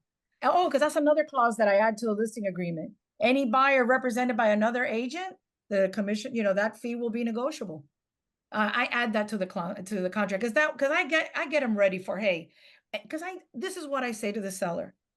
A buyer might be willing to pay their own agent, or if they can't, they're going to ask you, for to pay for their agent, and it could be negotiated. It might be split between the two. It might be one side or the other, but let's negotiate at the time of the offer and see, what we can get. And here's the thing, right? It's all based on the strength of the offer. Correct. If it's a great offer, sellers are happy to pay bigger commissions. Correct. If it's a tight buyer and they can only make a tight offer and they can only offer smaller amounts, they're going to tell the seller, hey, you got to pay my buyer's agent. Or add it to the price. They don't have loose cash. They got to add it to the price. Just add it to the price. It's not a big deal. It's not a huge number. You And then think you that got to adding take to the a extra step. You got to make $500,000 sure that house? you got to make sure that the buyer's lender understands that portion of the proceeds in the sale are being paid to the buyer's agent, not to the then the lender is cool with the bigger numbers. Yeah. It's really simple. It's not that complicated. It's just gotten complicated with all this. I think, I just try to simplify it as much as I can. And I know it's not perfect. I'm sure there's loopholes Use or as few whatever, words but as possible. People want to yeah, read a book to describe stuff. The yeah. worst thing you can do is use lots of words to describe a simple transaction because you're creating a hangman's noose for you to create a problem for yourself potentially down the road. Don't give them the rope. Just say use as few words as possible. I like it. Did you have another question, Angela? You look like you had something you wanted to say. Oh, no, just, I was wondering, Estrella, what are you putting on, what's the extra form? I don't think you finished what you were saying, the additional thing you added on, because you're electing the 10C, so we have to, what are you doing to prepare the sellers that they're gonna potentially pay up to 6%? Let's just pretend, if, On the listing agreement, there's additional clauses there. This So I section add right it here. there. I add it right there. oh, just an additional terms, I see. So it Yeah, says yeah. that in the event there's no buyer's agent, in the event buyer does not, in the event buyer has no agent, comma, seller shall pay broker 3%. And now you've just preserved the double dip. That's right. And now, yeah, I actually use that word all the in the event buyer. I love using that, but that's exactly what I put in the event buyer is not represented by a buyer's agent and will be represented by Estrella Martin. Seller agrees to pay X amount. And I take the specify word, X agree- percent, X Yeah. percent in addition to the amount shown on whatever, see, whatever it's in like addition to the amount 10A, above, whatever. yeah. Yeah, just could make sure that he knows that it's that in addition to the other one. So I always specify that. Take the word agrees out and insert the word shall. Instead Shall, of okay, saying the seller agrees to, it's kind of like you're drafting this agreement to agree, make it shall. The seller agrees, okay, they shall do this. It's just a drafting technique. Yeah. I've Okay. seen problems arise from it. okay. Got it. Whenever you're drafting addendums, whenever you're drafting contracts, whenever you're drafting additional terms, you typically don't want to use the term agree. You want to have Okay. affirmative terms shall. You don't want to have conditional terms like may. May. The seller may pay. Well, maybe they will and maybe they won't. You want to say shall. Yeah. Got it. All right. You guys bring a ton of value to the show. I mean it sincerely. Oh, if we had a social, if we had a reoccurring social like once a month, like someplace, second floor, Sushi Joe, new spot, downtown Dixie, would anybody be interested in coming if we did that? Free drink? Yeah, Absolutely.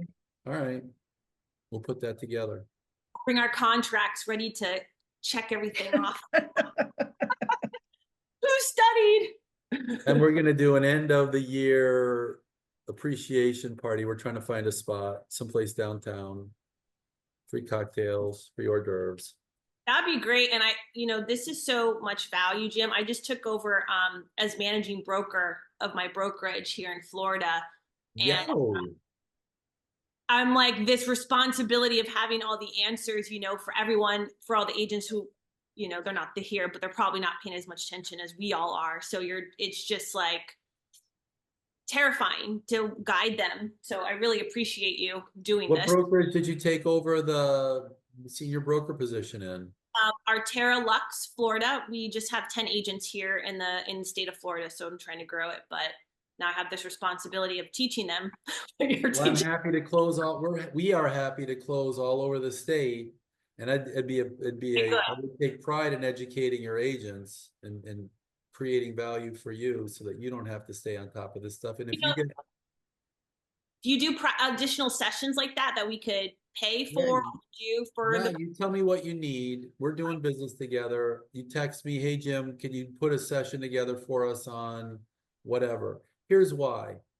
You're going to tell me, hey, Jim, we want a special session on 1031s.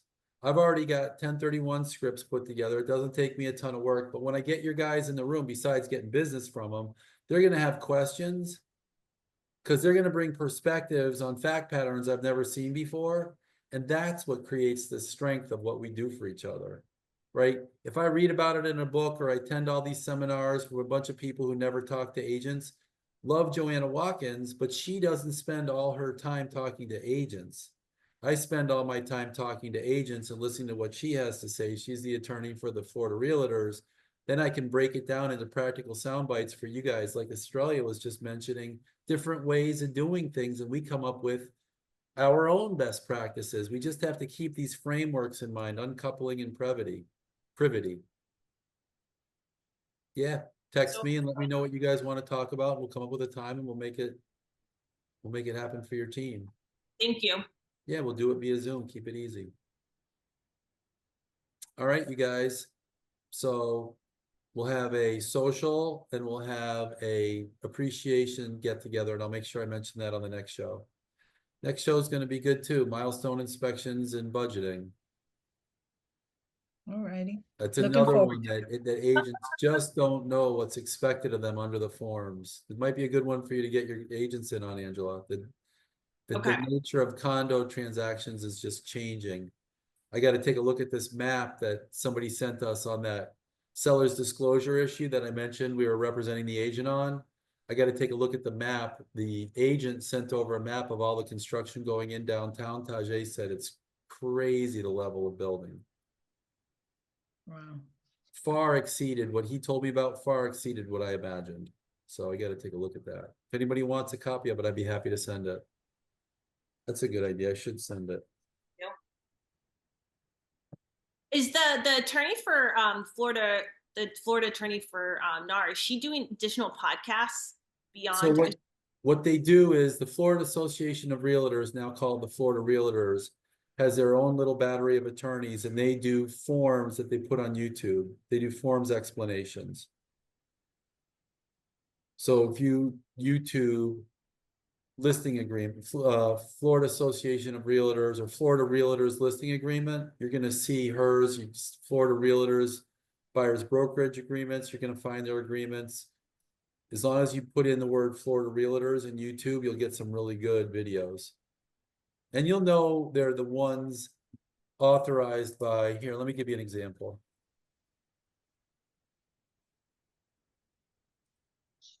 You guys can still see my screen?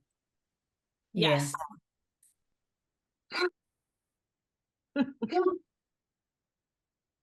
Here it is, right here. It comes up in my feed. So right here, let's talk listing agreements. You would get this if you were to search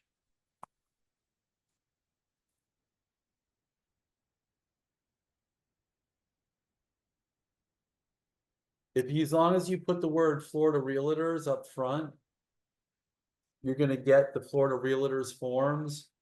And then here you've got, let's talk listing agreements. This one is by my mouse is frozen. This one is by the Florida Realtors. This one is not. This one is, there's information, let's just say there's information in this video that is not reflective of the rules that I'm aware of. Be careful what you're watching, but see this one right here, Juana Watkins, Florida Realtors. That's a good one to watch. I think these are bright guys. I know they don't spend the kind of time I spend on the nuances of the laws. So this is the listing agreements. If you had buyer broker agreements, it'll get you the buyer broker agreements. If you type in compensation agreements, it'll get you the compensation agreements. This one is a Florida Realtors video. It's good. It's not great, but it's good. It definitely brings to light other things that the attorneys don't bring to light, but this is authorized by, published by the Florida Realtors. There's a really good section, and we haven't talked about it lately, on the National Association of Realtors website. If you search NAR settlement FAQs, there's a really good section, and they lump the questions into similar topics. That's a really good practices section.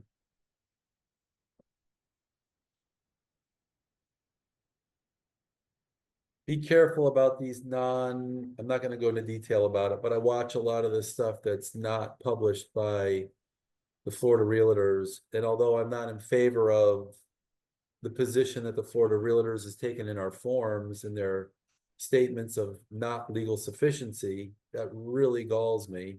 I could never send a client a form and charge them that had a statement like that on it. I don't understand how you guys can pay fees and they get away with it.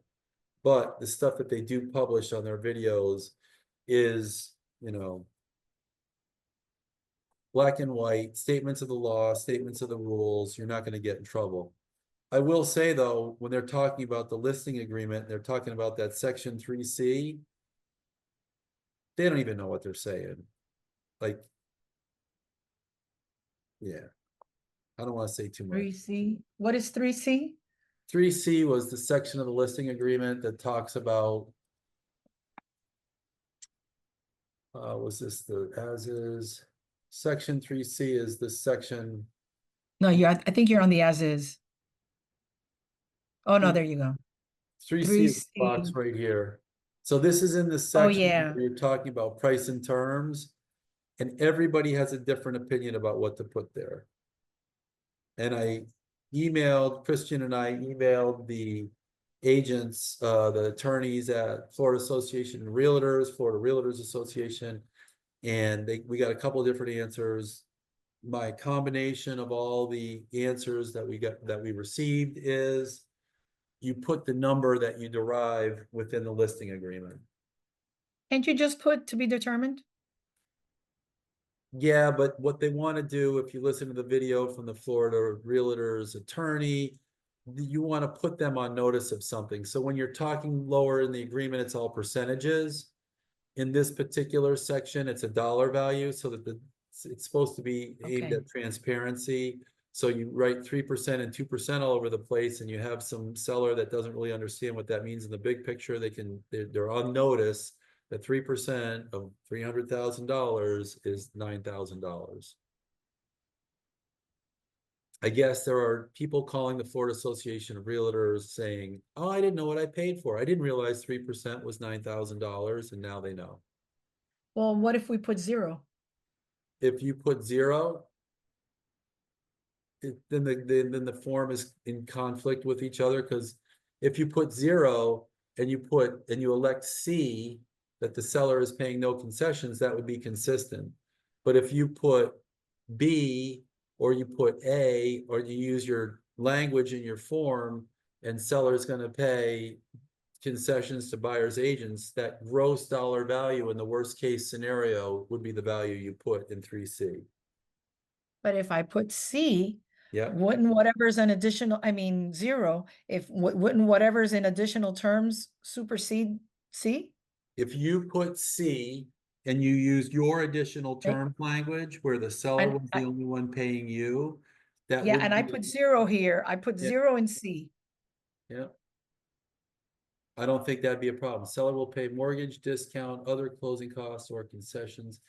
You're not paying if you do it like you said, where you put 3 and 8 and you elect C and they're not paying any commissions, and you go down to the Mhm. additional terms and you say that the seller, if there's no buyer's agent, the seller will pay the seller's agent 1%, 2%, 3%. I would say that putting 0 in line 38 is acceptable, because you're not paying a Good. concession. This is all Good, about because that's what I'm doing. concessions. Yeah, That's what I do. I don't think that's a problem. I mean, it says seller expenses, and the form has to fit a lot of different feet, I know. and we can come up with ways to make a lot of different feet, and this form has to get jammed in there. And that's why Ryan was wrinkling his eyebrows and getting tweaked when I was telling him to put in section B, TBD and C below. Mm. Well, that's what I do, so I I'm like glad to your hear answer. you approve. Yeah, I like your answer. No, you know what? I think In the I think it lawsuit, they just can makes serve it me at my simpler. office. It's available on the website. Say that again. If I get The a lawsuit. lawsuit, service of process can be served at my law Oh firm. my It's on the God. website. There's terrible attorneys out there. I don't know. mind saying there aren't a lot of attorneys that I like. I don't like a lot of attorneys, and they're looking for lawsuits, and they're trying to get into deep pockets, and deep pockets are errors and omissions policies that ensure that brokers carry for their agents, and it's a I'm money. gonna be honest with you. I think Don't be I less don't than think honest.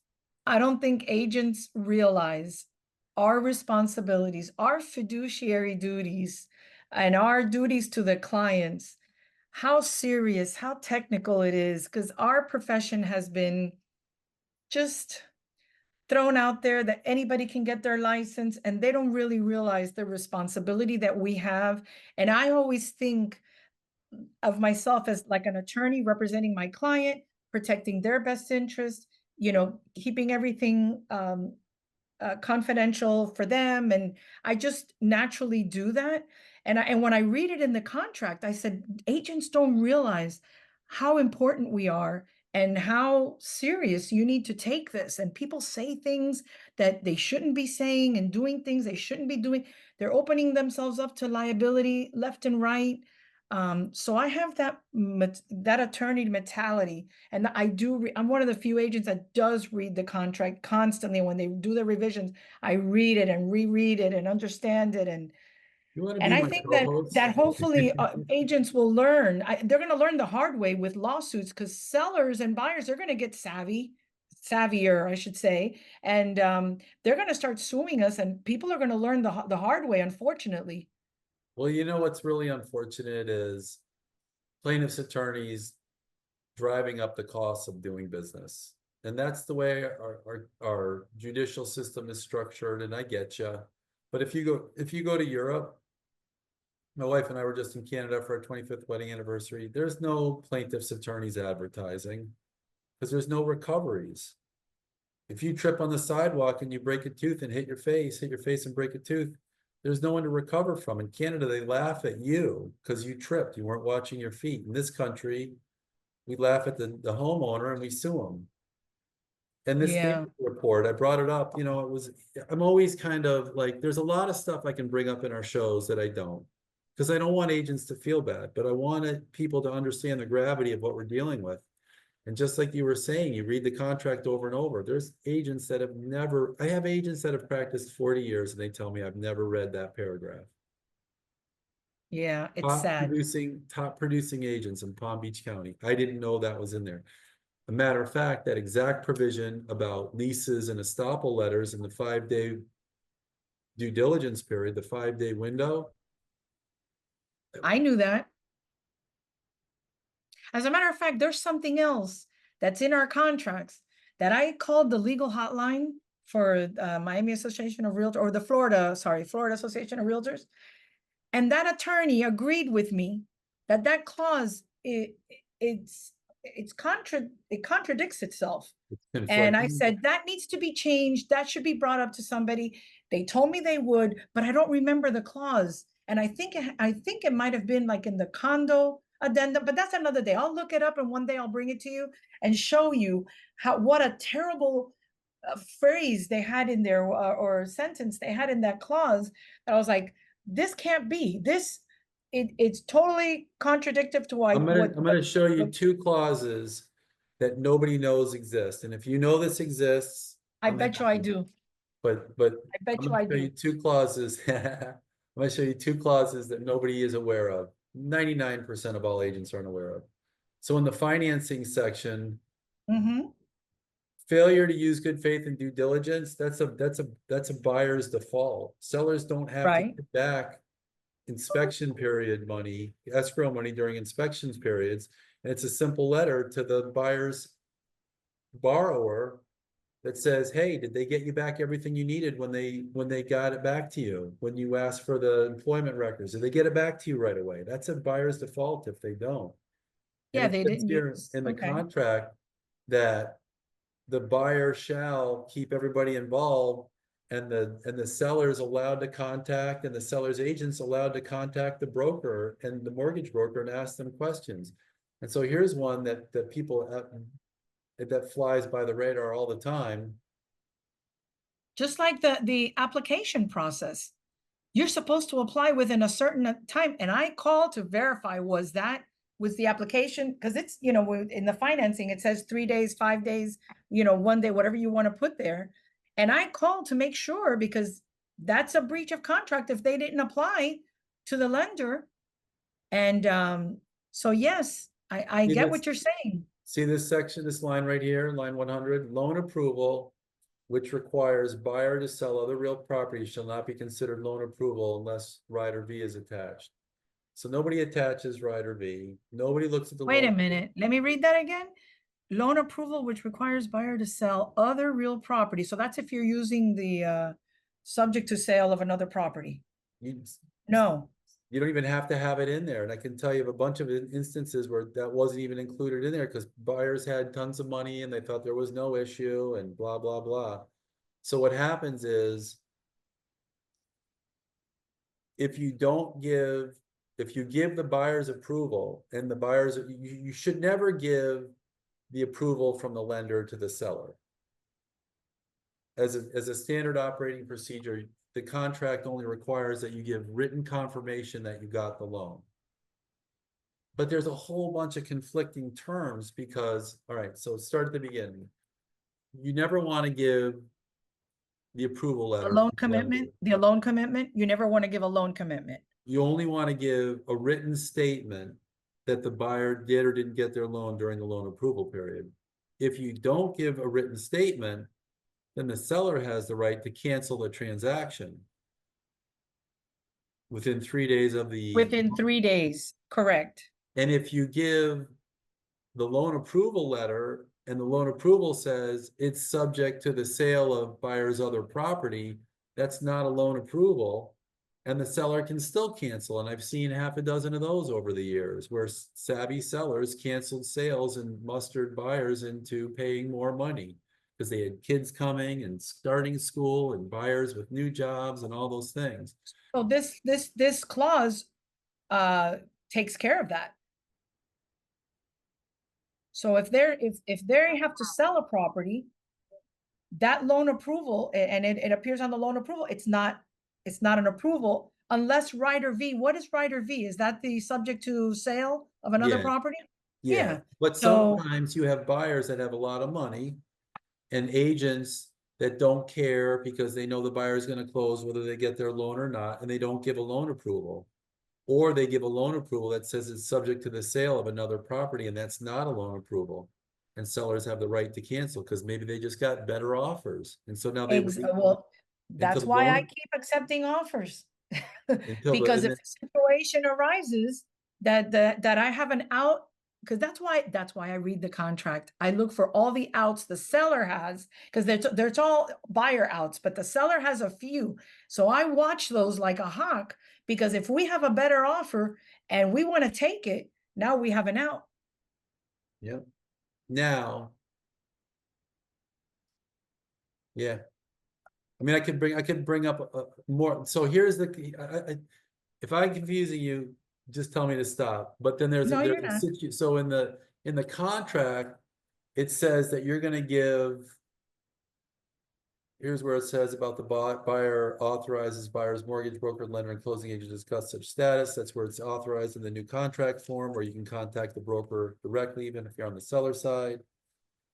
And in the contract, there's a statement that says you're going to give, if buyer is unable to obtain loan approval within the loan approval period or cannot timely meet the terms of loan approval it says, if loan approval is obtained during the loan approval period, buyer shall notify seller of the same in writing prior to the expiration period. The old contract said you're going to send the Correct. confirmation. Now it just says you're going to notify them in writing. But there's a problem with that, because if the contract, if the loan approval has contingencies for property related conditions, Correct. then you can cancel the contract if the seller doesn't fix the property. And that's in this paragraph down here. Angela's like, holy crap, what did I get myself into with this broker role? If buyer has timely provided either written notice provided for in paragraph 8B3 above, and buyer thereafter fails to close the contract, the deposit shall be paid to the seller unless failure to close is due to 1, seller's default or inability to satisfy their conditions of the contract, 2, property related conditions of the loan approval have not been met unless such conditions are waived by other provisions of this contract. So now I'll give you the example that maybe stands out, if this thing ever comes up. The loan approval said that the seller had to tighten up, had to fix an exterior railing and replace some fascias. That was in the loan approval letter, that the seller had to do these certain things before the seller could close. before the buyer could close, before the lender would fund. The buyer sent over the loan approval letter, the loan approval that was just a writing from the buyer that said, we got our loan, and the buyer's agent just forwarded the email, hey, this is the email from the buyer, they got their loan. Okay. Then they were having big issues. Oh, I can even come up with a better one, better fact pattern. The loan approval said they had to replace the roof on the seller's unit. The buyer wanted to strong arm them into doing the roof during the inspections, but they didn't send over a copy of the loan approval letter or tell them of the loan conditions that the roof had to be replaced. And they thought they would strong arm the seller to get the roof replaced at the last minute. When the seller broke out the lender's approval about the conditions and the requirements, it was out of the loan approval period, and the seller said, hell no, and they kept their deposit. They thought they were going to use that provision in their favor at the last minute to strong arm the seller. Having not put the seller on notice earlier in the transaction, the seller simply said, too late, we're going to keep your deposit. We weren't on notice. We would have gladly done the roof had you given us the loan approval that showed it had to be done, which they wouldn't have done, but it was a great reason to keep the money. And I think the money, it was in our office. I think the money still sits in escrow today. Escrow money can't be broke. Here's a good one, Angela, for your agents. Money can never, no matter how egregious the buyer's breach is, no matter how egregious the transactions going, no matter how egregious and obvious that it was a simple inspection and the buyer said, I want my money back, and they canceled. Title agents are not supposed to give money back to buyers or to sellers unless one of two things occurs. The parties agree, which would be a cancellation agreement or a settlement statement, or a judge orders. So now you've got a seller that says, we want a big fat deposit because we want to make sure this thing closes. And I'm seeing sellers take more and more money. That's the single best rule for your buyer's agents. Get big deposits. For both agents, get big deposits. That ensures transactions close. Small deposits are like a sure way that you're going to have a wishy-washy buyer. But the point I'm trying to make is, you get this big fat deposit. During the inspection period, they cancel. That money doesn't necessarily go back to the buyer. They found a better property. They just want to cancel. They want to get their money back and move on to their new contract. That seller can sit on the deposits. How? Because the inspection period in the contract says, Australia, if you know this one, say it. No, but no, I just want to tell you about something else that happened to me, but go ahead. The buyer, let's see. What was your question? That they have to return it within the inspection period? If the buyer, so everybody took a big, huge deposit. This was a transaction out in Wellington, $2 million deal. They took a $500,000 deposit. And during the inspection period, which was a long inspection period, the buyer found another property, and the buyer said, I cancel, I'm out, I'm done, back my deposit. And the next day that day they wanted to put the deposit on, and they were hammering us to give back the deposit. If buyer determined, and they wouldn't sign, the seller wouldn't sign, the seller was out of town, the buyer was lawyering up, we're going to sue you, this is a ton of money.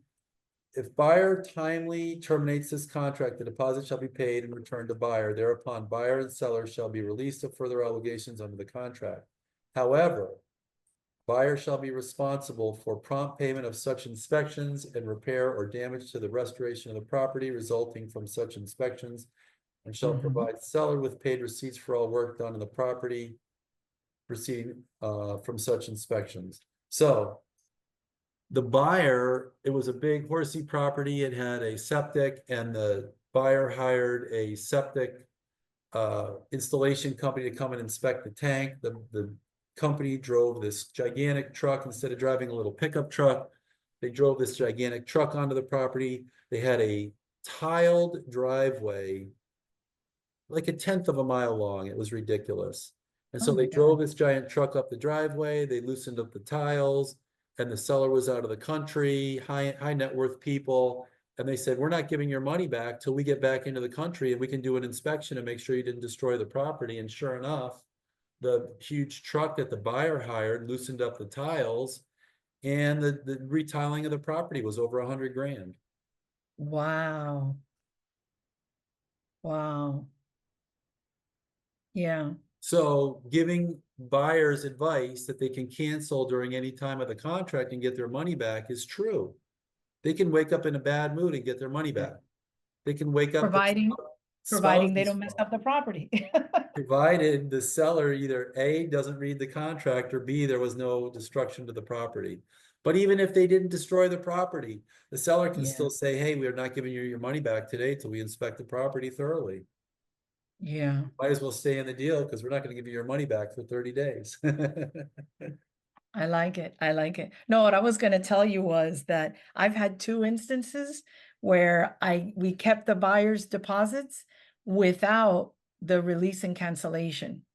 And one of them was because the buyer kept, this is back when I was a You kept manager the of a buyer's deposits without a release and cancel. So you're the seller. No, so I was a manager of an office for GMAC Real Estate Yeah. back some years ago here in Doral, in Miami. And one of my agents was selling a property. It was actually her own property. And they kept extending and extending and extending. And finally, they had already extended it 3 times. And I told her, and there was like $10,000 in escrow. And I told her, well, on this last extension, why don't you tell them that you'll only extend for this amount of time? And if they fail to close, that they will release the escrow deposit to you without the need of a release and cancellation signed, blah, blah, blah. And they all signed it. They didn't close. They got the escrow. What do you think about that? What do you think about that? I'll show you what I think of it. And I had another one where I represented an attorney from New York, that he was my seller, and we did the same thing. We kept extending the closing and extending, and he just had it. And I said, why don't we just add a clause, saying that the deposit is non-refundable, and will, if for failure to close, blah, blah, blah, blah, and everybody signed it, and they didn't close. He kept the deposit. So 2 things. When representing selling, this is what addresses yours. It says, if this is what you put in the addendum, if the closing does not occur on or before the above date, then seller is not in default and delivers written notice to the closing agent to deliver all deposits to seller, then the closing agent shall immediately pay all deposits to the seller without any further action of either party required, and the buyer indemnifies and holds harmless the closing agent in such an event. So Pretty much. But if I'm a closing agent, if I'm a savvy closing agent, I'm still not going to release. Yeah. But Well, 99% of the time they do if they use this language. The yeah. thing that's foolproof is an option. So let's say there's 10 grand in escrow and the buyer wants to extend, and you tell them, okay, pay us the 10 grand today as an option. Now the seller puts the 10 grand in their pocket and it gets credited, or maybe it doesn't, if they close. But now the seller earned that money. It's broken out of escrow. It's paid to the seller as an option, and it's credited against the purchase. And it's never going to be refundable under any circumstance except what? A seller's default. Now you're a buyer trying to get your money back out of the seller's pocket. If the seller defaults, what happens in seller's default? Sometimes sellers die. And now they can't close on time because they have to do a probate. You know what I mean? Stuff happens. Yeah. Yeah. So it's very hard to make a bulletproof deal. But the fact that we think outside the box about the what ifs. I mean, I tell clients all the time, they call me, well, what if this and what if that? I'm like, we could what if ourselves to death. Let's just proceed. But as Yeah. agents, we have to think about all the different scenarios and the problems our clients can get into. Angela's going to need Tylenol extra strength for the next. I just need you you're just on call at this point. Just text me 24/7. We'll figure it Oh, out. I do, and I appreciate that. But Yeah. you said even if you wrote that language, some title companies wouldn't even release it. What would they need to release it if you wrote that language in? Well, Release and so cancellation. yeah, I mean, go back to what we originally said. We can write the best language in the world in a contract. If the escrow sits with a title company or an attorney, if the escrow sits in deposit with a third party, that third party should have one of two things to release the money. They should have signed agreement by the parties in the form of a cancellation agreement or a settlement statement or a court order. Those are the only times they can let it go. Because here's what happens. You put this language in the contract, and it looks like if the buyer doesn't show up on the day of closing, then the money automatically goes to the seller. And 99% of the time that could be true. But what if the seller's in default? And the buyer says the seller's in default, and the seller says, no, I'm not in default.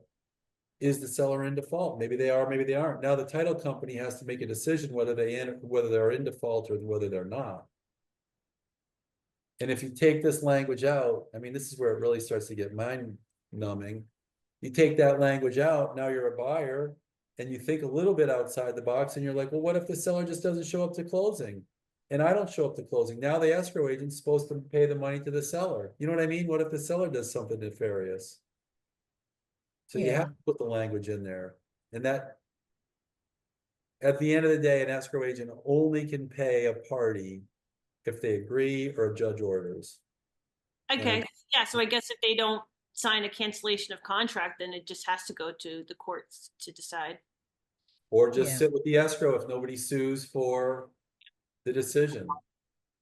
And if they sue for if the title company, I forget whether it interpleads or impleads the money on their own, I always get this confused, then the title company is allowed to take their fees out of the escrow. Who does that screw over? Either buyer or the seller, depending on where the money's going, but now the escrow is smaller. And when you mentioned earlier about making it an option for that $10,000 extra, Yeah. well, wait a minute, I get a portion of an option too. So It's a rabbit hole. I mean, yeah. I can only tell you there are so many times that I think I've thought out all the issues, and either Rudy or Tajay in my office come to me and they go, well, what about this? Yeah. That's And why, our response, that's why they call it the practice of law. That's why they call it the practice of real estate. They don't call it the perfection of real estate or the perfection of law. We're out there practicing to the best of our ability. Some are practicing a lot Right. better than others. you're right. You're right. So anyways, and yeah, All we got right. a lot of stuff on condos now, but we'll talk about that another day. We're gonna do Lot that. of I think we're things, gonna do yeah. you guys want to hear milestones, inspections, and budgets next time?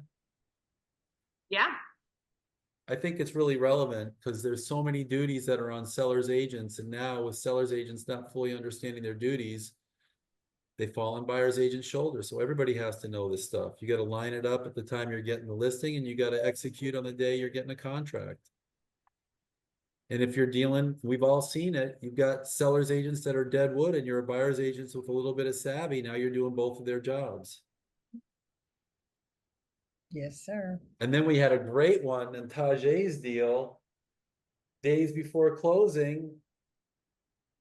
What was it? The association sprung something out that they had sprung out prior that the seller didn't know anything about.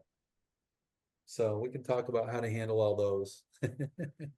yeah. Yeah, that one I think you're gonna need. All right, that's what we'll make our next show. I'll do it right now.